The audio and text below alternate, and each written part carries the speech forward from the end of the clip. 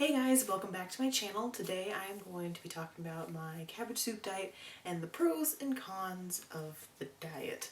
So let's just jump right into it. So I have my phone and I have written everything down on here. So I'm going to start out with a positive. So the first pro is not stressing about planning.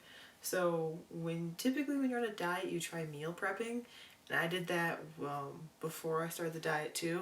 And it was, I wouldn't say stressful because you were able to plan it, but sometimes you didn't know what to plan exactly, or I didn't meal prep for the week and I just kind of struggled every day trying to figure out what I would eat, like going to work or going to school, and what I was supposed to eat that day that would be healthy, and it turns out I would most likely not be healthy. So the first con is actually limited choices. So with the diet, you're not allowed much. You're only allowed specific things on specific days, and there's no cheating. Like you could have like if you do cheat, it could be like a really tiny thing, but if you cheat more than that, you've completely, like, the diet's out.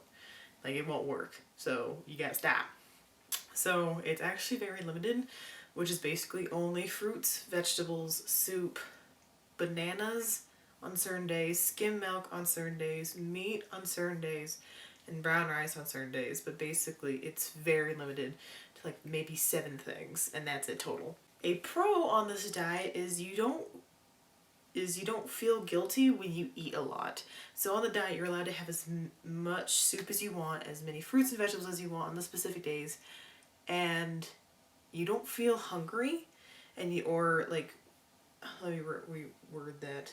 When you eat as much as soup as you want and as much fruits and vegetables as you want, you don't feel guilty that you're eating so much because you're just like constantly eating. And so you don't feel guilty for eating all that because that's what you're supposed to be doing. You're supposed to be eating a lot, and so you don't feel guilty about eating as much. A con though, which kind of goes to the last one, is that you get hungry real fast. Like I could eat like 2 bowls of soup and some fruit on like a fruit day, and within about an hour I am already hungry again. So basically on this diet you are just constantly eating, and if you do not constantly eat, you get hungry pretty fast. A pro of this diet is it's pretty cheap for a diet. Like if one compared to a lot of the diets where you have to get like these protein shakes, these protein bars, or do all these certain things, it's considerably cheap to do. So I don't really have any complaints about that. A con is you're constantly cooking. Because of the soup, I mean the soup is super easy to make, it's very simple, but because I eat so much of it in a daily,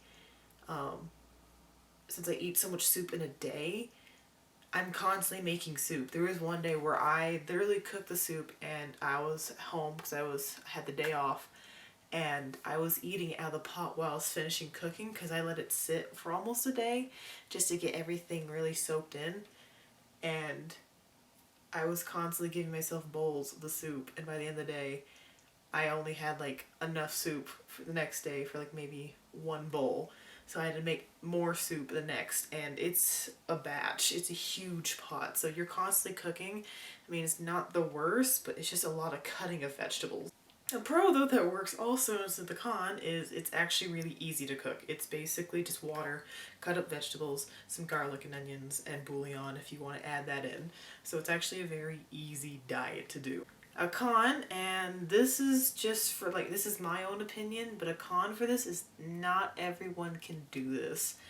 It's a really strict diet. It's a very mental game, I would say, that kind of diet. Like you need to be all the way in, no cheating, nothing, and that's it. Like you gotta be in it to win it kind of situation, and not everyone can do that. Not everyone could just give up all these things because there's certain things that you just can't eat. You're only allowed these certain things, and if you go off that, then you're kind of screwed.